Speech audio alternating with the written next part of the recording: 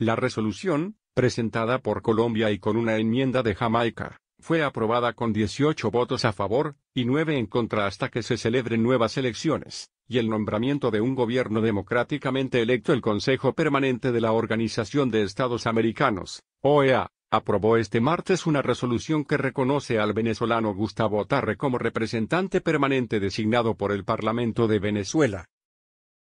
La resolución, que rebaja del tono de lo que se pretendía aprobar, recibió el aval de 18 de los 34 miembros activos de la OEA. Cuba pertenece al organismo pero no participa en él desde 1962, mientras que 9 naciones votaron en contra, 6 se abstuvieron y una de las misiones estuvo ausente.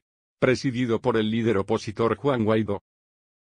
En un principio, la iniciativa buscaba reconocer a un enviado de Guaidó como embajador del Estado de Venezuela, pero la resolución incluyó a última hora una enmienda de Jamaica, y acabó simplemente reconociendo a Tarre como representante de la Asamblea Nacional, AN, Parlamento, presidida por Guaidó. En concreto, el texto resuelve aceptar el nombramiento del señor Gustavo Tarre como representante permanente designado de la Asamblea Nacional, hasta que se celebren nuevas elecciones, y el nombramiento de un gobierno democráticamente electo. Ante el resultado de esta votación, Tarre hizo una publicación en su cuenta de Twitter para celebrar la medida: "Hoy logramos el cese de la usurpación de nuestra silla en Consejo Permanente de la OEA".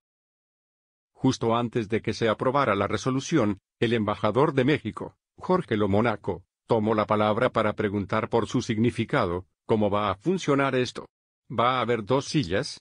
Un paso importante para lograr los objetivos planteados por el presidente Juan Guaidó.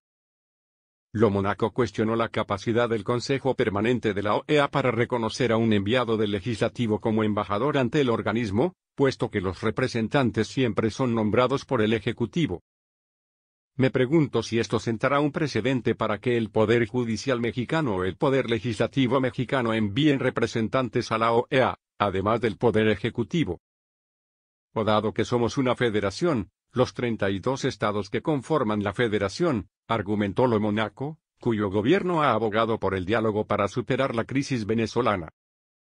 Varios países, incluidos México, Uruguay y El Salvador, pidieron que se agregara una nota a pie de página en la resolución para dejar claro que ellos no obedecerán esa decisión. Una fuente diplomática dijo a EFE que la aprobación de la resolución supone un quilombo porque no se sabe cuáles serán sus consecuencias y si, finalmente, Tarre acabará sentándose en la silla de Venezuela, que sigue ocupada por diplomáticos fieles al gobernante venezolano, Nicolás Maduro. Sin embargo, en declaraciones a la prensa, el embajador de Estados Unidos ante la OEA, Carlos Trujillo, consideró que no hay lugar para la ambigüedad, y que la resolución claramente reconoce a Tarre como embajador de Venezuela. El siguiente paso en este proceso se producirá cuando los diplomáticos de la OEA fieles a Maduro se retiren el 27 de abril del organismo, consumando la salida que había iniciado su gobierno hace 2 años. Mientras tanto, Tarre podría presentar al secretario general de la OEA, Luis Almagro, sus cartas credenciales, lo que le facultaría para ejercer de embajador.